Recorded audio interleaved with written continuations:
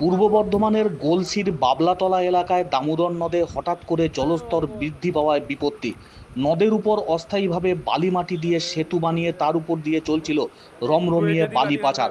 প্রশাসনকে বুড়ো আঙুল দেখিয়ে অবাধে সেই সেতু দিয়ে দামোদরের বুক থেকে লরি এবং ডাম্পার এবং ট্রাক্টরে করে বালি পাচারের সময় সেই সেতু জলের তরে ভেসে যায়। আর এর ফলেই দামোদরের মাঝে আটকে পড়ে বেশ কিছু বালি বোঝাই লরি, ডাম্পার, দুটি বালি উত্তোলন করার জেসিবি। স্থানীয়দের আশঙ্কা, আবহাওয়া দপ্তরের কথা মতো বাংলায় বর্ষা প্রবেশ করেছে, দামোদর নদের জলস্তরও বাড়তে শুরু করেছে।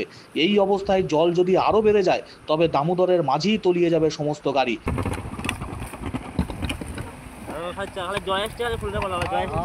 জয়সটা পুরো ভেসে ভাসি নিয়ে জয়সটা থেকে যাবে, কিছু বেশি দূর যেতে পারবে না।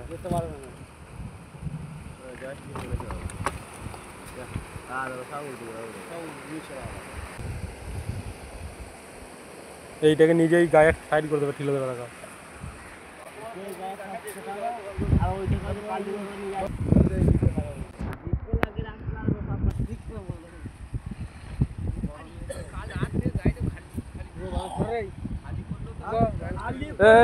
বাইরে সরিতে বাইরে সরা।